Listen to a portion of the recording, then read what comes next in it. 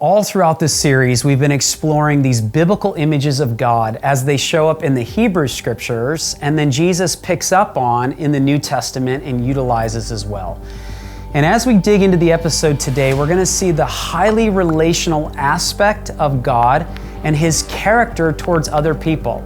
The same kind of relational aspect that Jesus utilized that got Him in a lot of hot water. So let's dig in and understand who God is as a Bedouin host.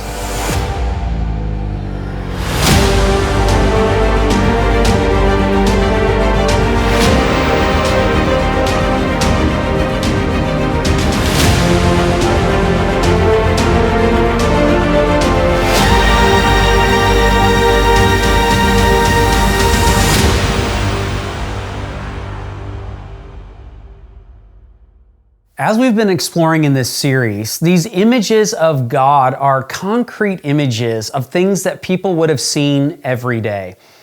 And as we jump into this idea of God being a Bedouin host, Bedouin culture has been around for thousands of years.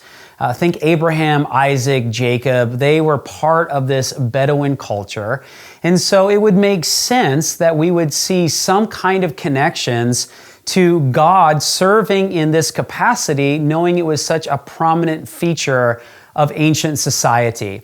And so one of the things that you see within Bedouin culture are these big, beautiful tents that are part of where these folks live. And the idea of being invited into such a tent and being able to experience a Bedouin host is just an incredible experience. And probably the best place to go in the text to make this connection and show this connection of God being like a Bedouin host is actually Psalm 23.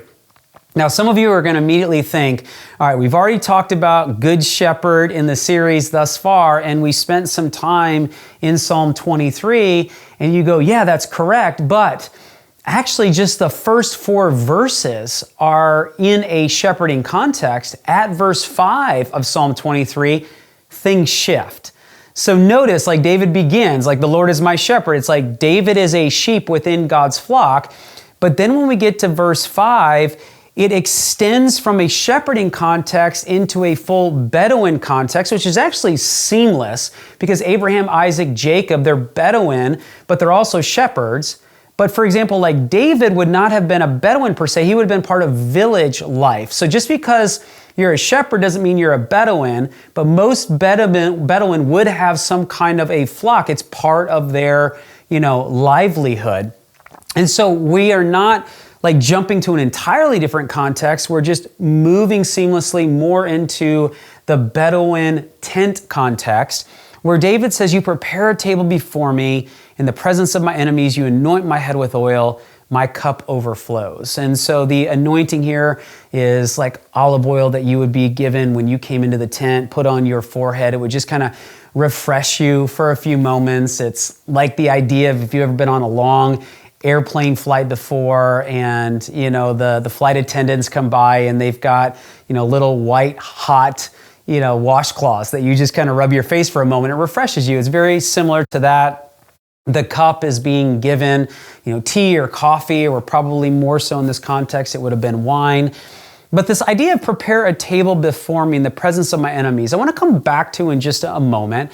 But this idea of just the Bedouin world and the Bedouin tent is something that you see all over the place. You'll see it in Israel, you'll see it in Jordan, you'll see it in other Middle Eastern countries. And it's these big, beautiful black tents, and they're always designed very similar. And at the heart of not only the tent experience as a whole, but even just in the Middle East world, is this understanding of hospitality.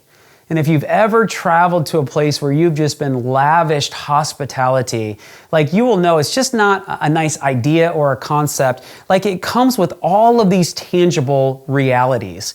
And because people in the ancient world didn't spend a lot of time, quote unquote, indoors, you're outside all the time. And so when you are brought into a tent, you have the very, basic function of a sense of shade, which provides rest.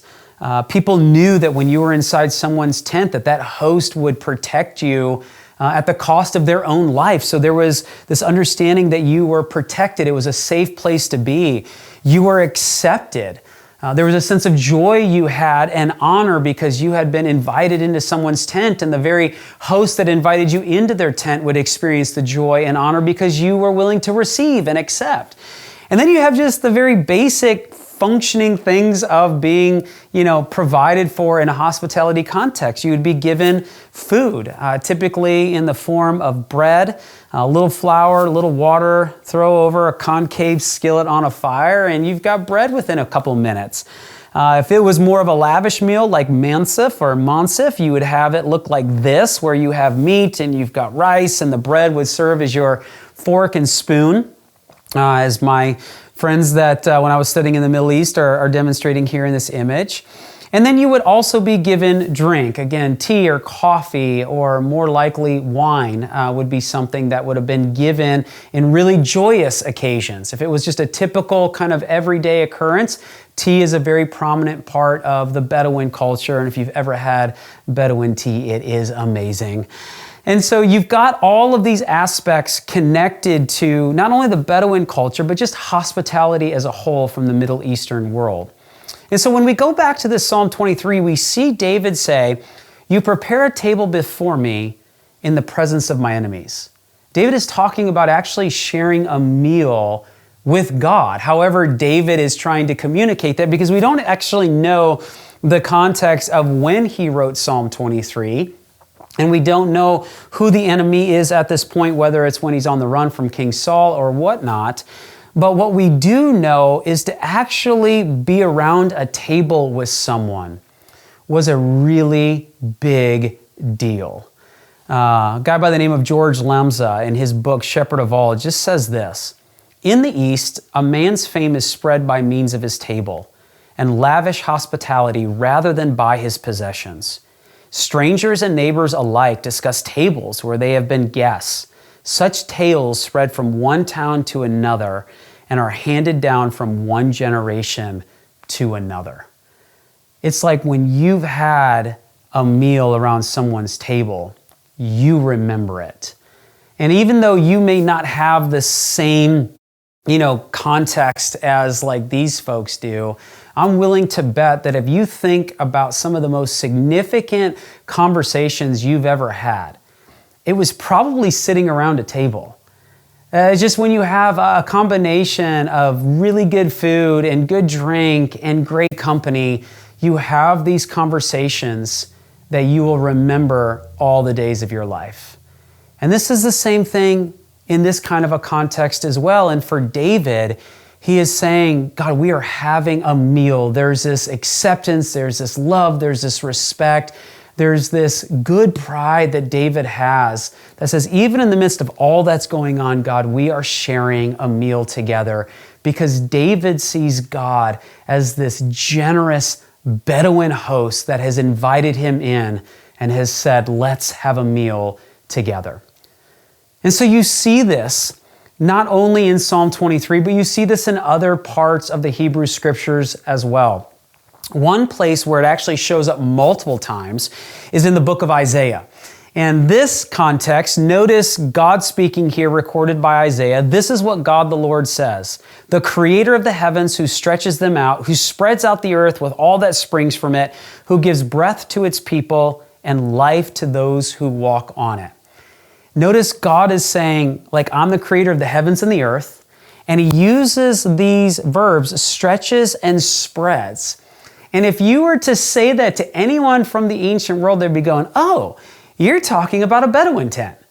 Because these are the actions used in constructing a tent where you're doing stretching and spreading. And you have this tent here, which is actually made out of goat hair. And here's what's so cool about these tents, is that when it rains, when they get wet, the fibers of the goat hair expand, and it makes these tents nearly waterproof. And then likewise, when the tents are dry and the fibers are constricted, there are all of these little holes that are all throughout the tent.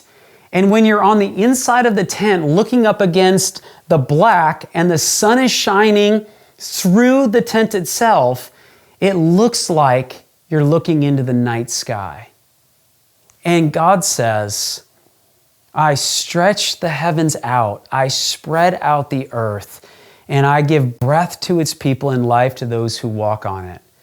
The imagery that is being portrayed here is that our experience here in the world is as if God has invited us into his Bedouin tent, that he constructed it, he invited us in, and as a generous host, he is providing for us, and we are experiencing the goodness of who he is. This is a very relational image that we have here of God inviting us into his world and saying, I've invited you, I've welcomed you. And there's always this understanding that as a guest in someone else's tent, we want to be responsible guests in the home of another. And so you have this image of God in the Hebrew Scriptures. And then as we jump into the New Testament with Jesus, we see the very same kind of attitude and action being demonstrated by Jesus in how he is interacting with other people. Most notably, we see this in Luke 15. Now, Luke 15 begins with, now the tax collectors and sinners were all gathering around to hear Jesus. But the Pharisees and the teachers of the law muttered, this man welcomes sinners and eats with them. In fact, the same thing happens when Jesus interacts with Zacchaeus. And Jesus says, come down from the tree, I must go to your home today. It says, all the people saw this and began to mutter, he has gone to be the guest of a sinner. Because everybody knew that if Jesus is going to the home of Zacchaeus, they're going to share a meal. And meals in the ancient world were not only just about meaningful relationship. Everybody knew that if you accepted someone around the table, you were accepting them as a person. There was a social acceptance.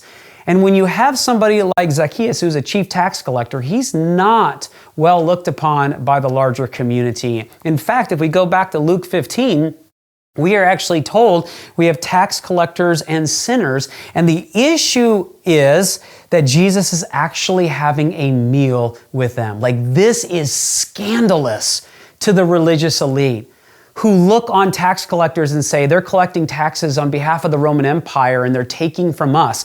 Sinners were like the category of people that weren't abiding by all the rules or they didn't have their lives together, and yet Jesus welcomed them around the table.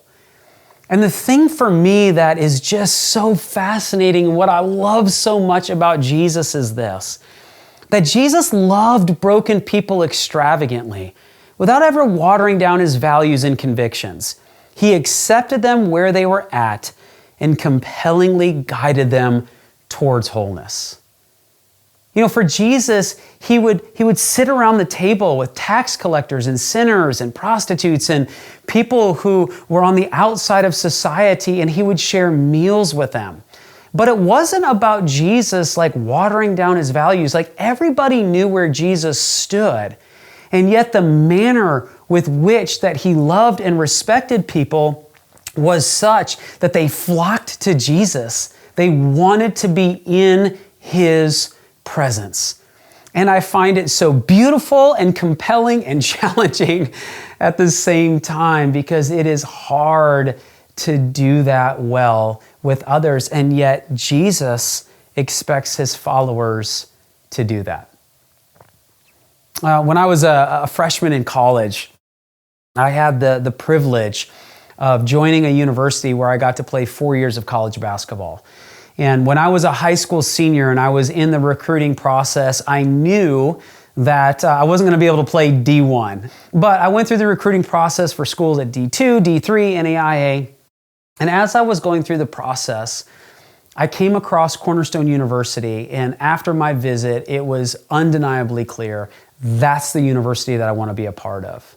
I had a deep respect for the coach. I absolutely loved the time that I spent with the guys.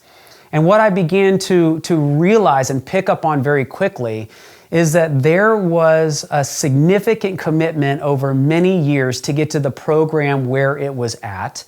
And it was like the program was just on the cusp of doing something spectacular. We had never made it as a university to the national tournament. And yet when I came in as a freshman, we had 4 phenomenal seniors. But what was remarkable about where the program was at was how the seniors understood the team as a whole. They brought me into the fold in a way that was very different than how most freshmen experience a program at the college level in whatever sport they go in. Typically, you have freshmen are degraded. You pick up the bags, you do this, you got this going on. You're brought into the team in a way that may not be the most healthy. That wasn't the case of what I experienced with these 4 seniors. Like, they opened their arms, they accepted me, they brought me in, and they basically said, hey, this is how we work, and we need to get you up to speed as fast as possible so that you can be a contributing member of this team and help us to accomplish the goals that we have set out. And not once did I ever feel degraded as a freshman on the team. In fact, what I was amazed is how generous they were, but also how firm they were. They were intense, they were relentless, but they did it from a posture of, we value you, we want you to grow as a player, because as you grow, you are going to help us as a team. And we went on that year to not only make the national tournament, we actually won the national championship. Those 4 seniors left, and we had another great set of seniors, and over the next 3 years we had 2 more Final Fours, and it was just a culture of excellence around acceptance and challenge in the proper proportions. I think that's exactly what is going on with what we have talked about in this episode. That God, as this Bedouin host, as this God who lavishes hospitality, as Jesus who welcomed people around the table, but didn't water down his values, he basically said, here's how it needs to be if you want to thrive, if you want to experience what God has for you. These are the things you're going to have to do differently in your life. But I am here with you. I am walking with you. I want the best for you. I will come around you to help you get to where you need to go. And that is the kind of God we serve. That's the kind of God that Jesus demonstrated as he walked here on earth 2,000 years ago. And so friends, there you go. Biblical Images of God, Part 5. As always, we hope that these teachings are encouraging, challenging to you in a way where you're learning things that you've never learned before, but also being challenged to always walk out what we are learning. Because as we say at the end of every episode, may you walk out the text well in your life.